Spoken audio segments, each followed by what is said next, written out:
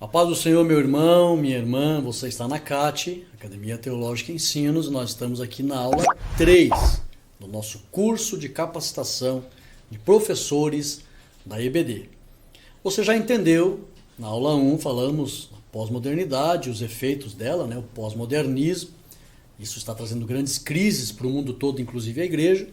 Vimos que uma das maneiras de vencer tudo isso, esses males do efeito do pós-modernismo, é a EBD, a Escola Bíblica Dominical, que cumpre o mandamento do Senhor de aprender dele, porque tem realmente condições para garantir o aprendizado, que é o estudo sistemático, dia, local, hora. Você já viu tudo isso, né? Agora nós vamos ver a importância dos métodos de ensino. Vamos lá? Vem comigo. O que é metodologia? É uma palavra derivada de método, do latim métodos, cujo significado é o caminho. Vai entendendo aí, a via para a realização de algo, que no caso, estudo dos métodos. Método é o processo para se atingir um determinado fim, ou para se chegar ao conhecimento.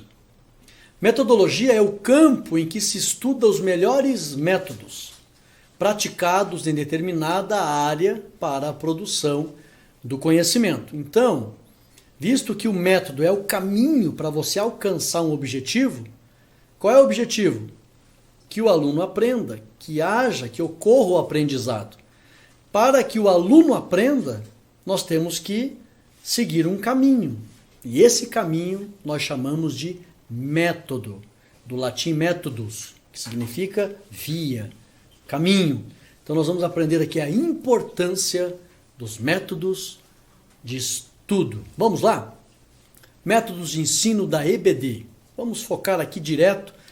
Existem vários métodos para tudo nessa vida, mas nós vamos falar aqui dos métodos de ensino para a EBD. Vamos lá? Vamos entender uma coisa aqui. Já ouviu falar na pirâmide de William Glasser? Já ouviu falar? O que é essa pirâmide, Pastor Rodrigo? Vamos entender aqui. Existem muitas pessoas estudadas no mundo todo que trabalham especificamente com estatísticas acerca do conhecimento. William Glasser, ele estabeleceu uma pirâmide do conhecimento. Nessa pirâmide, nela contém 7 grandes degraus para a aprendizagem. Que degraus são esses? Nós vamos entender aqui que tem 4 degraus que fazem parte do aprendizado passivo e 3 degraus que fazem parte do aprendizado ativo. Lembrando que para ter mais aprendizado, nós precisamos fazer parte do aprendizado ativo. O que é isso, Pastor Rodrigo? Vamos lá. Dentro do aprendizado passivo, lá no primeiro degrau, 10% as pessoas aprendem lendo. Ocorre a aprendizagem apenas lendo. Só que o grau dessa aprendizagem, ela gira em torno de 10%. Quando a pessoa escreve, é o que eu sempre digo para os alunos, vamos escrever aí, até é bom você fazendo esse curso, pega um papel, pega uma agenda, escreve, tá? Isso traz fixação, faz com que haja mais aprendizagem. Quando a pessoa escreve o que ela está lendo, a aprendizagem vai para 20%. Essa pirâmide vai crescendo, note, vai crescendo. Mas ainda está aqui no método passivo. Quando ela apenas observa com atenção, que existe uma diferença entre ouvir os barulhos e prestar atenção naquilo que você está realmente ouvindo. A gente ouve, às vezes, ruídos, sem prestar atenção, tu nem sabe o que foi. Mas se você prestar atenção, você está observando para aprender. Lendo, escrevendo e prestando atenção, o conhecimento, a aprendizagem vai para 30%. Agora, quando a pessoa lê, escreve, presta atenção, ela vê e ouve, o aprendizado vai para 50%. É muito importante ter um recurso visual e também auditivo. Agora você está me vendo, isso está gerando um aprendizado em ti. Isso gera mais fixação. Você está me ouvindo, isso gera mais fixação. E prestando atenção ainda, você absorve tudo. Mas vamos lá para o 5º degrau. Discussão. Quando você socializa o assunto, e a escola dominical proporciona tudo isso. Por isso que é diferente a escola dominical de um momento de pregação. É claro que a pregação tem a sua grande importância, não estamos menosprezando, muito pelo contrário, por misericórdia de Deus, a gente também prega a palavra de Deus em vários cultos, é muito importante.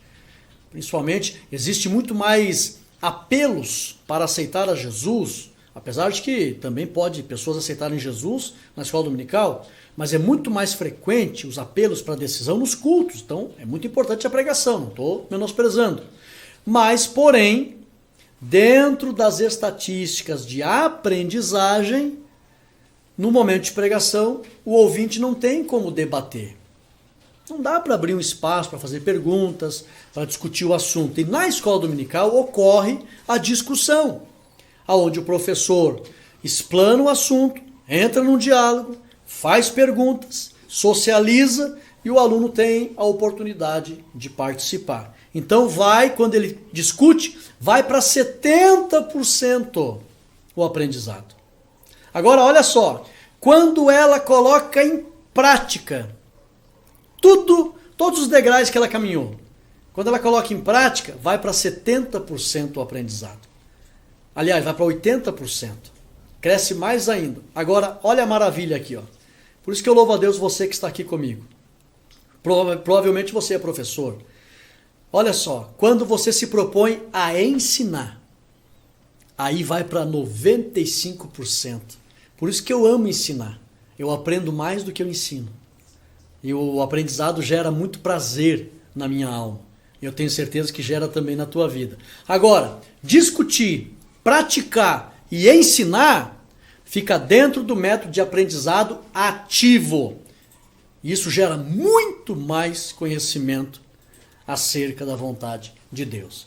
Toda essa pirâmide, ela funciona para todos os tipos de ciências, mas nós estamos falando de escola bíblica dominical, funciona de verdade se nós caminhar por esses degraus. Daí a importância de você estar no aprendizado ativo.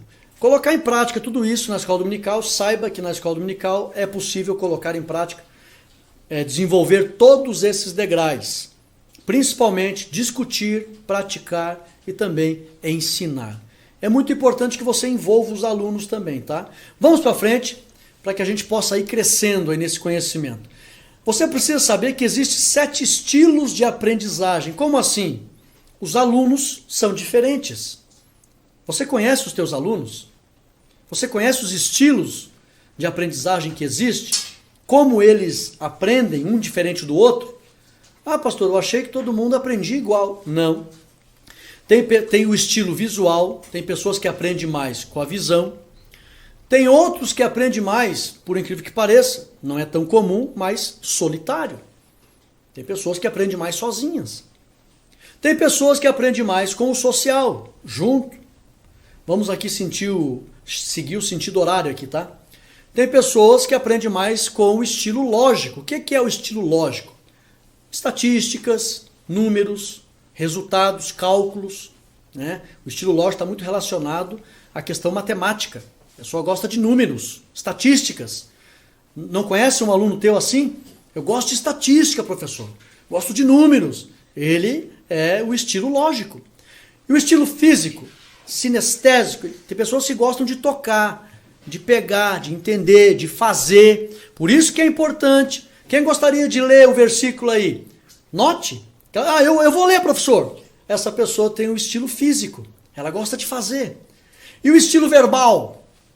Quem quer participar aí? Quem é que tem a resposta? Você vê aqueles que mais falam, estilo verbal. E o estilo auditivo? Tem pessoas que não falam nada, mas ficam ali prestando atenção, aprende às vezes mais do que aquele que está falando. São estilos de aprendizagem, você tem que conhecer os teus alunos. Mas, pastor, eu devo conhecer para acertar o meu estilo para ensinar para aquele que tem o mesmo estilo que o meu? Não. Você tem que conhecer todos esses estilos e ter várias maneiras para ensinar. Vários métodos para ensinar. Por que eu trouxe aqui os 7 estilos de aprendizagem? Entenda, os alunos não são iguais. Eles aprendem de maneira diferente. Isso significa que eu, como professor, eu preciso de vários métodos de ensino para poder atender aos estilos de aprendizagem diferentes que existem. Eu não posso ficar a minha vida inteira com o mesmo método de ensino. Professor, professora, você que está aqui comigo, ore a Deus. O meu método de ensino é assim, e funciona, dá certo. Não. Você não pode ter o mesmo método de ensino sempre. Você tem que variar. Existem vários métodos de ensino. Por quê? Porque os alunos não são iguais. Quer ver como eles não são iguais? Quer ver como eles têm percepções diferentes? Vamos para frente. Vamos comigo, vamos andar.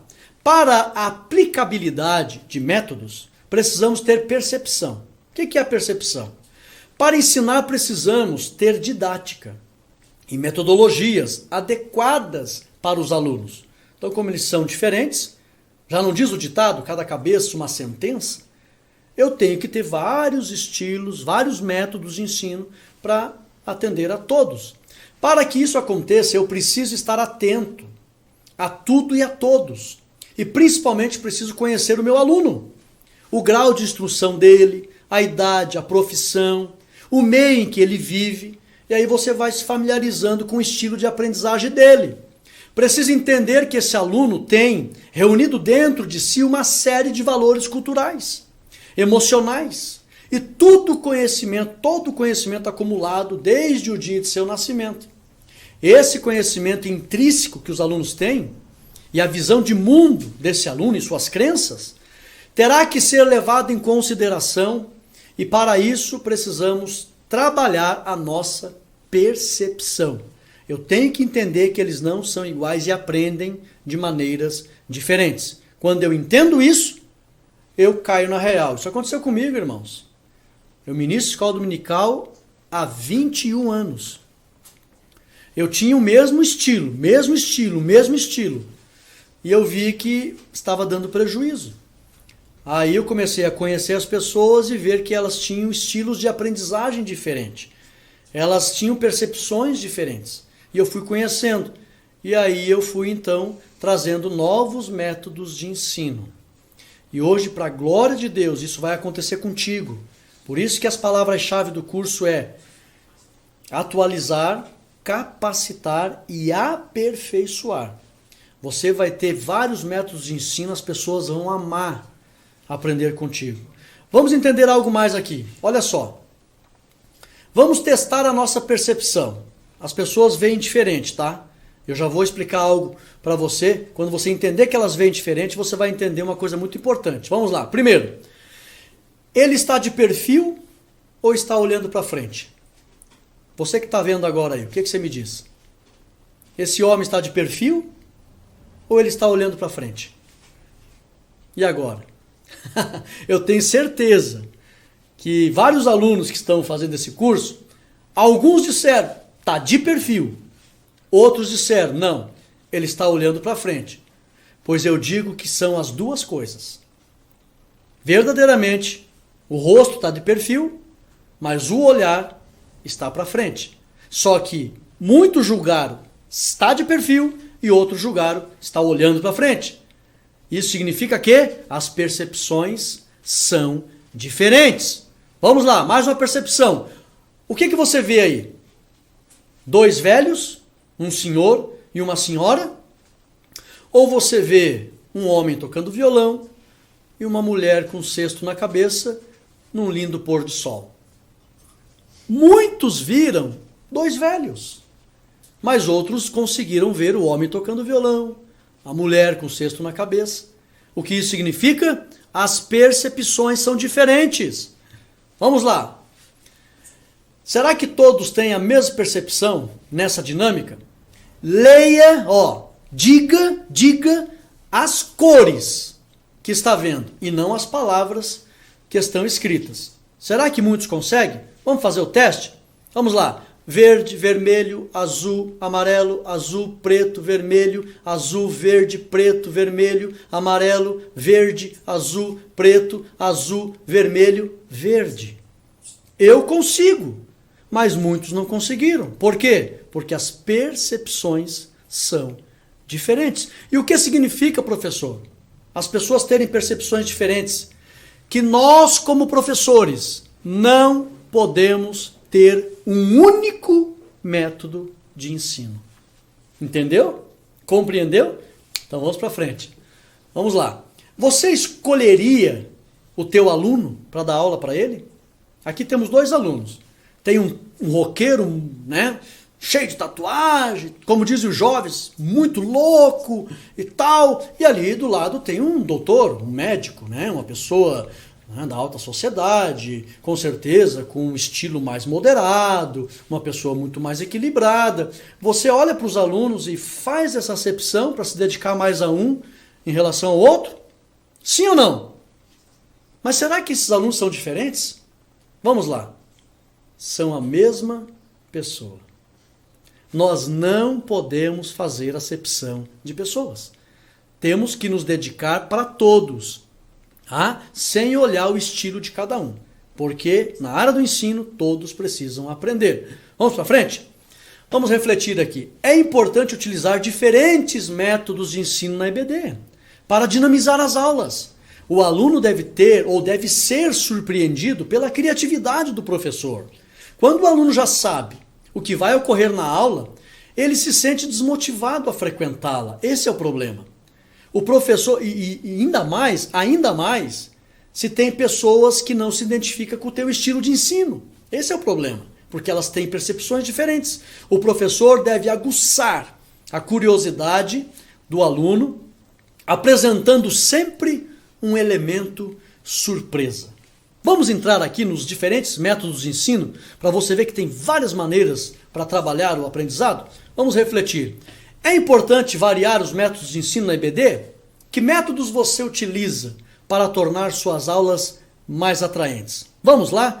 Vamos conhecer aqui os 10 métodos de ensino da EBD. Nós temos aqui aula expositiva dialogada, estudo de texto, dramatização, Philips 66, portfólio, contação de histórias, mapa conceitual, seminário, tempestade cerebral, júri simulado. Tudo isso são métodos. Pastor, o senhor falou muito rápido. Falei sim, por quê? Vamos entender cada um deles. Aula expositiva dialogada. O que é isso? E já quero adiantar que é a mais comum. Ela é muito boa, mas é a mais comum. Será que alguém não está cansado desse estilo de aula? Vamos lá. A exposição do conteúdo com a participação ativa dos alunos, o conhecimento prévio dos estudantes é o ponto de partida da aula. O aluno tem a lição, vai para casa, a aula que vem, o tema vai ser tal, conhecimento prévio.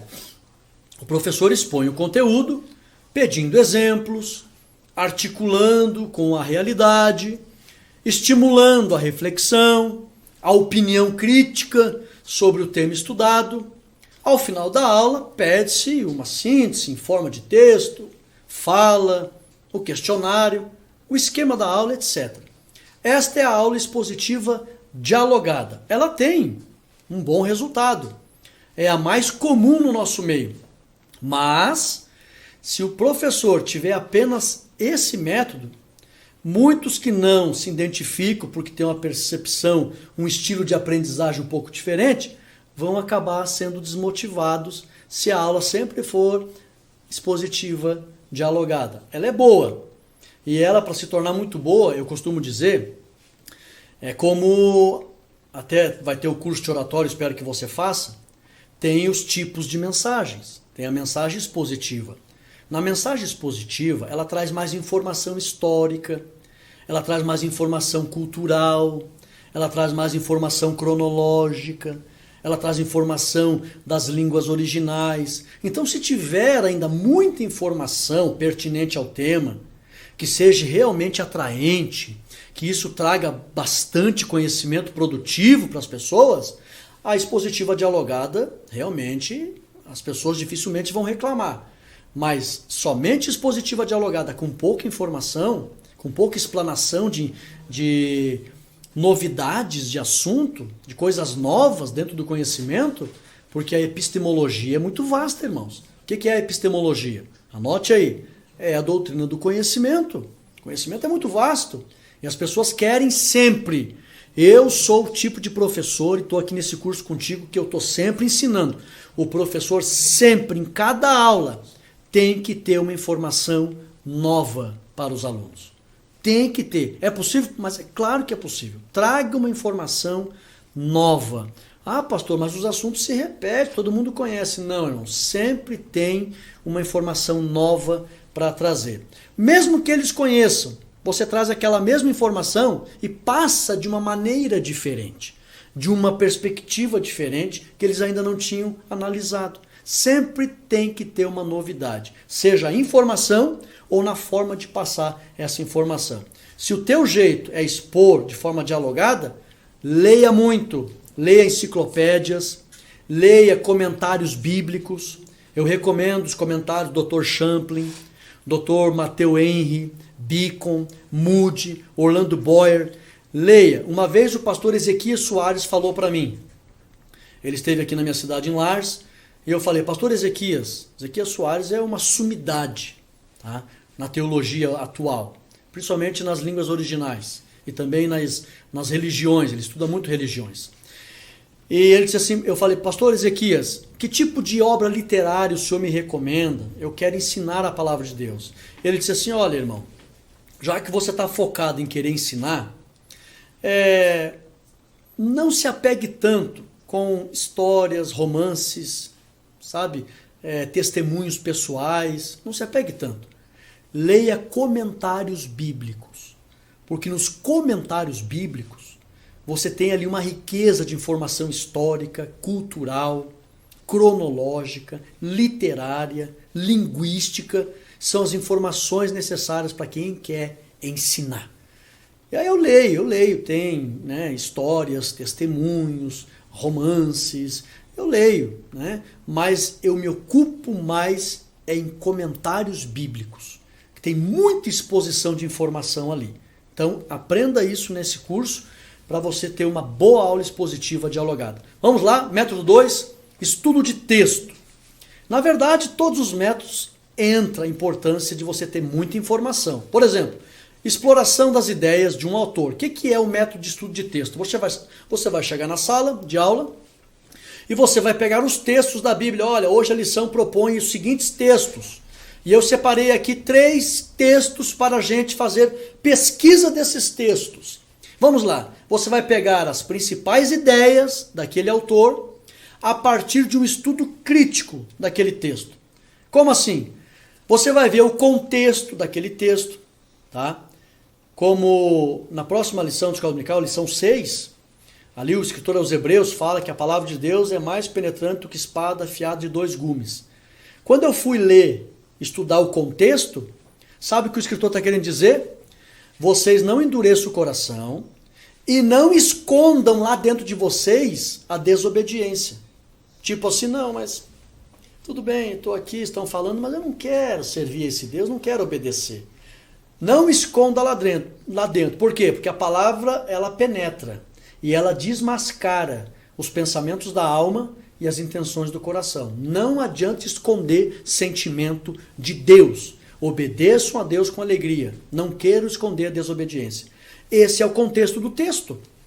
Então, quando você vai para um estudo de texto, você tem que ter todo o contexto. Você vai ter que ter conhecimento das datas, o tipo de texto, se ele é um texto que traz ali uma afirmação, uma máxima, se é uma poesia, se é uma analogia, uma parábola. Você vai saber sobre o autor, por exemplo, o escritor aos Hebreus, ninguém sabe quem ele é. Dados sobre este texto. Outra coisa, análise textual, a preparação do texto, visão de conjunto, busca, a visão de conjunto é outros textos da Bíblia que também a Bíblia responde, interpreta-se a si mesma. Esclarecimento, verificação do vocabulário, fatos, autores citados, esquematização. Então, se você vai fazer um estudo de texto, você vai precisar de bastante informação. E isso é ótimo. Ah, pastor, mas eu tenho medo de variar demais, de experimentar um novo método. Não tenha, meu querido, não tenha, não tenha. Você acaba se acostumando, vendo que todos os métodos são fáceis para você adquirir a habilidade com esse método. Lembra que eu falei que o método é o caminho? Ah, eu vou usar o estudo de texto. Pega a lição de escola dominical, pega ali o primeiro tópico. Ó, vamos analisar esse texto, que é o texto central do tópico. Segunda parte, vamos analisar agora esse texto. Você vai ler, vai comentar e vai fazer uma análise do texto. É um método de ensino. Os irmãos vão chegar em casa, poxa, hoje a aula estava uma bênção. Eu nunca tinha estudado os textos assim tão profundo como foi estudado hoje. O tanto de informação que eu recebi nesse texto. E aí pode ter certeza, os alunos vão gostar. Poxa, a lição hoje foi bem diferente. A gente fez ali estudo de 3 textos com muita riqueza de informação. Esse é um método muito bom. Mas leia, viu? Como eu falei, deixe um pouquinho os livros de testemunho pessoal, de romances, e leia comentários bíblicos, pesquise comentários bíblicos. Vamos lá? Terceiro método, portfólio. O que é isso? Esse é um método muito bacana. O professor e o aluno, eles pesquisam sobre determinado tema, em diferentes fontes, livros, revistas, filmes, sites, e juntos produzem registros sobre o processo de aprendizagem de ambos. Pode ser feito por meio de foto, mapa mental, desenho, esquema, vídeo, etc.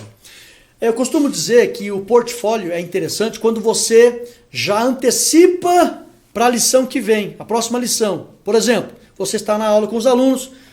Irmãos, a aula que vem nós vamos tratar sobre o seguinte tema.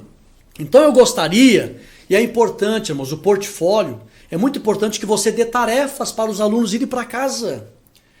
É muito prejudicial deixar a semana inteira os alunos alheios ao assunto da escola. Eles têm que estar envolvidos.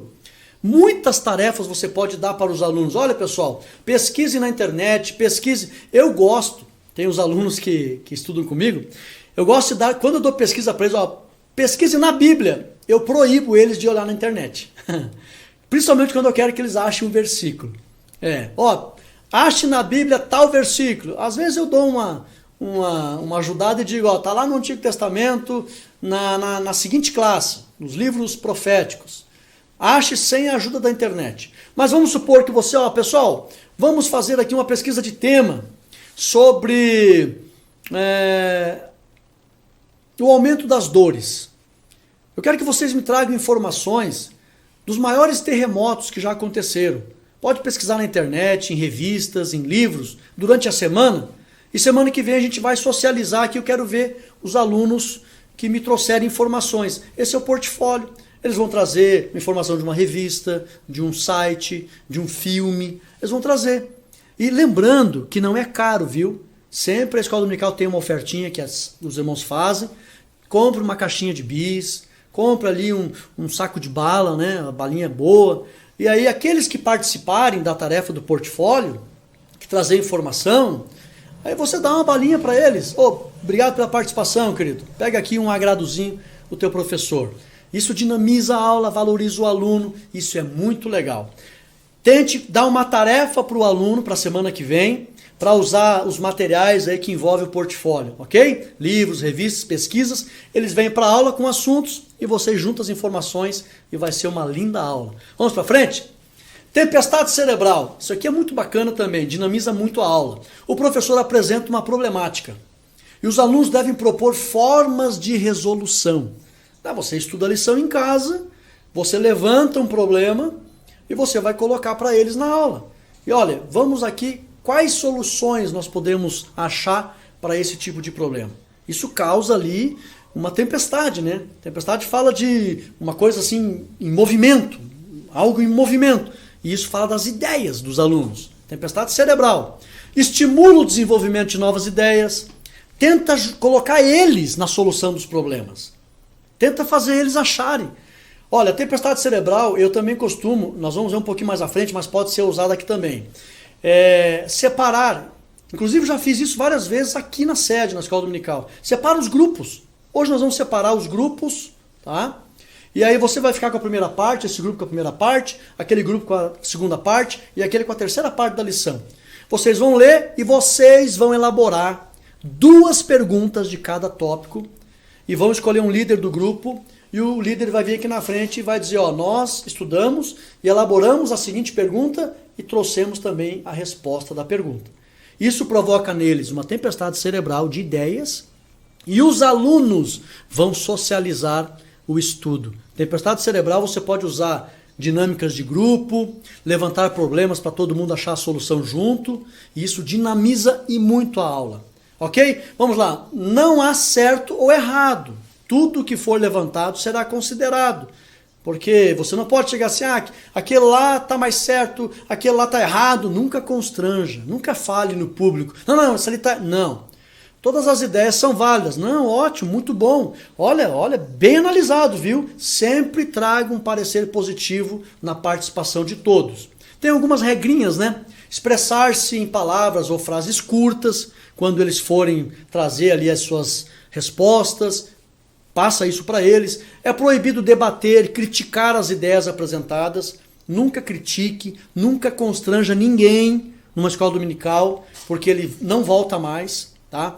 Nenhuma ideia deve ser desprezada, todos devem ter chance de expor suas ideias, se quiser falar principalmente, registrar e organizar a relação de ideias, fazer a seleção delas conforme critério estabelecido pelo grupo. Tempestade cerebral, você pode colocar os temas, fazer grupos, fazer eles participar da solução dos problemas, isso traz uma grande aula participativa com muita edificação. Ok? Vamos para frente? Tá vendo como tem vários métodos? Mapa conceitual. O que seria isso? Isso aqui é bacana, irmãos. Não deixe passar muito. Tá? Eu vou explicar aqui, você vai entender. O que é isso? A construção de um diagrama sobre os principais conceitos estudados. Pode ser feito em apenas uma aula ou durante um período maior, trimestre, semestre, no ano. Ajuda a organizar ideias, proporcionando uma visão ampla do assunto. Vamos lá, nós estamos aí, vamos para a 6ª aula da Escola Bíblica Dominical. É bom que de cada 3 aulas, 4 aulas, você faça um mapa do que foi ensinado. Olha pessoal, nós estamos hoje na 3ª aula, vamos dar só uma olhadinha no que foi falado. Primeira aula foi falado sobre isso, segunda aula sobre isso, terceira aula sobre isso, 4ª aula sobre isso. E aí você vai trazendo um mapa de todo o assunto que está sendo abordado no trimestre. Isso ajuda a lembrar de assuntos, ajuda a envolver eles no tema e ajuda a trazer mais curiosidade para novos assuntos. Então, o mapa conceitual seria você trazer a lembrança do que já foi abordado. Tanto você pode trazer lembrança do que foi abordado, como pode apontar para as próximas lições. É muito importante, tá? E você vai envolver eles naquele assunto para eles crescer junto contigo. Mapa conceitual geralmente se aborda o que já foi ensinado ou aborda a próxima lição. É muito importante. É muito importante os minutinhos antes. Nós vamos ver nas próximas aulas, principalmente ali na questão do planejamento, quantos minutos é necessário para uma aula. Você sabe quantos minutos? Deixe uns minutos para que você já engatilhe os alunos ali, fisgue eles para se interessarem para a próxima aula. E o mapa conceitual, você tem a oportunidade, tanto abordar o que foi passado, como já explicar a eles o que vai ser ensinado. Mapa conceitual é muito bacana para você envolver eles no assunto da lição. Vamos para frente? Philips 66. O que é isso aqui, Rodrigo? Atividade grupal que promove a análise e discussão sobre problemas, temas do cotidiano dos estudantes. Quem que é o Philips? Donald Phillips. Ele lecionou e foi diretor do Hillsdale College, né, uma faculdade privada lá em Michigan, nos Estados Unidos, fundada em 1844. Ele dividia a turma em 6 grupos, dava os temas para eles, discuta esses temas, e depois vocês têm 6 minutos, cada grupo, para passar para nós o que vocês discutiram. Esse método é usado até hoje, nas dinâmicas de grupo. Claro que não precisa exatamente ser com 6 pessoas, não precisa exatamente ser 6 minutos, mas a dinâmica de grupo é muito bom para fazer todos se envolverem na aula. É muito bacana. Eu acho que você pode pegar assim, olha, eu uso muito isso nos cursos de teologia. Até porque a gente tem mais tempo, mas já usei várias vezes na escola dominical. Olha só, você divide as turmas e separa. Separa os tópicos para eles. O nosso pastor presidente, muitas vezes, na escola dominical dos pastores, ele pegava assim, ó, 3 pastores aqui, 3 lá, 3 lá e 3 lá, escolham salas aí, vamos dividir a lição e depois vocês trazem, a gente vai socializar. Todo mundo aprende. Dinâmica de grupo é muito importante para que todos aprendam o assunto. Philips 66, não esqueça, vamos fazer, vamos usar. Dramatização, representação teatral, você pode escolher. Claro que dependendo da igreja, né, eu sei que tem igrejas por aí que não gosta que faça encenação e tal, respeita, apesar de não ser pecado você fazer uma encenação, mas respeita.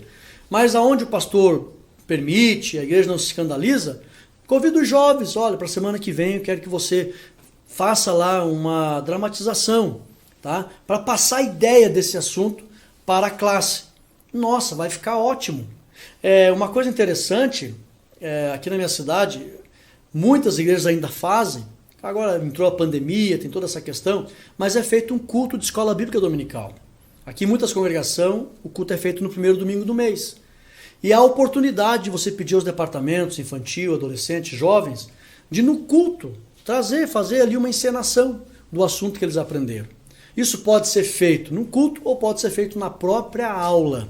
Geralmente, no final da escola dominical, os departamentos vêm e fazem uma leitura, cantam um texto, eles podem fazer uma pequena encenação também. Mas na hora da aula é melhor.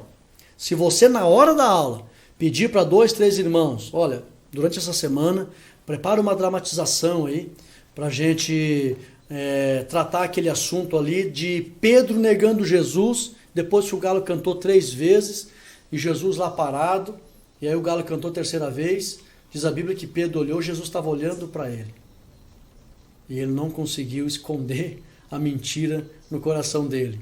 E só a partir dali é que Pedro se converteu. Diz a Bíblia que ele foi e chorou amargamente. Até ali não tinha se convertido de verdade. Depois dali ele se converteu de verdade. Porque ele negou e Jesus estava olhando para ele. Uma dramatização dessa, nunca mais os alunos esquecem.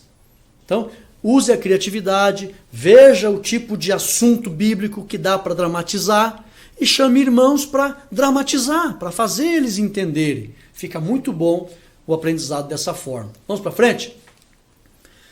Contação de histórias, isso é muito bacana. Consiste na arte de dar vida ao texto. É muito bom. Benefícios: explora integralmente o conteúdo, mescla alegria, tristeza, aventura, promove identificação com a história e a transformação de atitudes. Quais são as regras? Conheça de fato a história, mentalize a história, viva a história, isto é, sinta ao contá-la e dramatizá-la. É bom contar uma história. Augusto Cury colocou uma frase aqui, da próxima vez que um aluno ou um filho o agredir, leve-o a pensar. Grite dentro dele, sendo educado, grite com suavidade. Conte-lhe uma história. Aleluia. O poder da história. É muito bom. As pessoas... Por que os filmes, as salas de cinemas estão lotadas? Porque tem uma história ali. Por que eu não assisto, né? Crente não assiste, né? Mas as novelas, por que quem não é crente assiste muita novela? Porque tem uma história lá. Então, sempre traga uma história, uma reflexão na aula. Os alunos gostam, prende a atenção dos alunos. Vou contar uma história para você. Os alunos, eles gostam de aprender. E eles fazem de tudo para aprender. Teve uma vez um professor aqui na minha cidade, a igreja detectou nele que ele tinha o dom do ensino. E a igreja queria que ele ensinasse. Mas ele era muito tímido. E até que conseguiram convencer Não, mas a gente confia, você vai se sair bem, você participa bem, você tem o talento, Deus te deu o dom do ensino, tem que desenvolver isso, vai lá. Conseguiram convencer ele a dar uma aula. E deram só um tópico para ele. O professor na época pegou e disse, vou te dar o segundo tópico, eu inicio a lição, o segundo tópico é contigo. Depois tu me devolve. Beleza. E a igreja ficou, só para vocês verem como a igreja quer aprender. A igreja ficou assim animada, ele aceitou. O professor foi lá dar a aula, quando chegou na vez dele de dar o tópico, ele subiu no púlpito e deu um branco, ele ficou tão nervoso que desmaiou no púlpito de vergonha. E quando ele desmaiou, a igreja, com aquela vontade de aprender, identificando que tinha o dom nele e entendendo que era nervosismo natural da primeira vez, foram lá, ajudaram ele. Não, isso é normal, não fique triste, não fique com vergonha. Vamos lá, nós estamos aqui, você vai conseguir. De tanto que os alunos querem aprender, que ajudaram aquele professor que desmaiou pela primeira vez. E sabe onde é que está esse professor? Está ensinando para você aqui agora. A igreja quer aprender. E as histórias prendem a atenção das pessoas e fazem elas aprender. Conte história. Vai ser uma benção a tua aula. Vamos para frente? Seminário. Os alunos estudam, sistematizam e encontram maneiras criativas de apresentar um tema. Ao final da exposição, o professor propõe questões e conduz um debate sobre o tema apresentado. Isso aqui é ótimo, estimulando a participação de toda a classe. Então, isso aqui, ele está meio casado, sabe? Com o Phillips 66, dinâmica de grupo. É muito bom, tem várias maneiras de você fazer dinâmica de grupo. Eu uso bastante você dividir os grupos e fazer eles criarem perguntas, eles vão exercitar o senso crítico deles, elaborar uma pergunta e junto a ela trazer a resposta. Aí depois desfaz os grupos, escolhe um líder de cada grupo, vai lá na frente e socializa as perguntas que eles elaboraram e passa para todos as respostas que fizeram. O seminário é muito bom para usar dinâmica de grupo. Tá vendo como é rico os estilos, as maneiras? Júri simulado. Isso aqui, claro, seria mais para um culto da EBD ou se você usar todo o espaço da EBD em conformidade com o teu pastor. E já avisa os alunos, a aula que vem vai ter um júri simulado. O que é o júri simulado? Vou dar o exemplo que a gente fez agora recente aqui na nossa igreja. A gente fez aqui o debate da fé, o tribunal da fé, aliás. Nós fizemos o tribunal da fé. Tinha lá os advogados de acusação que estavam acusando que Deus não existe. E também que a Bíblia não é verdade, não é a palavra de Deus. E aí os jovens me escolheram para ser o advogado de defesa. E convidaram muita gente, inclusive pessoas que não eram crente. E encheu a parte de baixo da igreja, que a nossa igreja é muito grande, e fizeram ali numa sexta-feira à noite. A gente veio ali e fizemos ali o Tribunal de Defesa da Fé. Pessoas acusaram, só que a gente conversou, né? Organizou tudo antes, né? Olha, essa vai ser a acusação, eu me preparei com a defesa e chegamos ali e fizemos um lindo júri simulado. Você pode organizar, o tema vai ser tal tema semana que vem, e a gente vai fazer um júri. Pessoas vão acusar e outros vão defender. Mas isso prende a atenção de todo mundo, irmãos. Prende. E aí no final, aí o juiz, tem que ter juiz, tudo, o juiz dá a sentença. A palavra de Deus é verdadeira e Deus existe. O tema que vocês tratarem, o juiz vai dar uma decisão em favor. Então isso é muito bacana. E nós chegamos aí para a atividade 3, encerrando a nossa aula de número 3. Vamos lá para a pergunta número 1. Será que você prestou bem atenção? Vamos reforçar o que nós aprendemos aqui? É correto afirmar que método é o caminho para a realização de algo? Sim ou não? Qual é a tua resposta? Pergunta 2. A pirâmide da aprendizagem tem 7 degraus. E se aprende mais pelo método ativo de discutir, praticar e ensinar? Qual é a tua resposta? Pergunta 3. Existem 7 estilos de aprendizagem.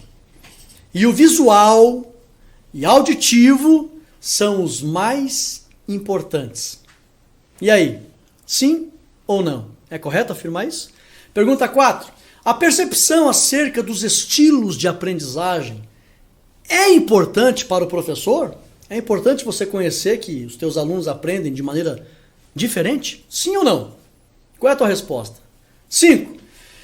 Nesse curso ensinamos 10 métodos de estudo. Qual o método mais comum? Philips 66? Tempestade cerebral?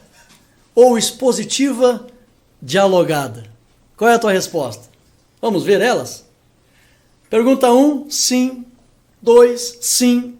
3, sim. 4, sim. E a quinta, expositiva dialogada. É o método mais comum nas nossas aulas. Se esse é o teu método, tenha bastante informação. De preferência, novidades. Mas varie os métodos, modifique, né? Tenha vários métodos, porque com certeza os alunos eles aprendem de maneira diferente e vão gostar e não vai haver desistência por parte dos alunos. Que Deus abençoe você. Chegamos ao final da nossa terceira aula e se prepara, se vemos na quarta aula. Fique com Deus.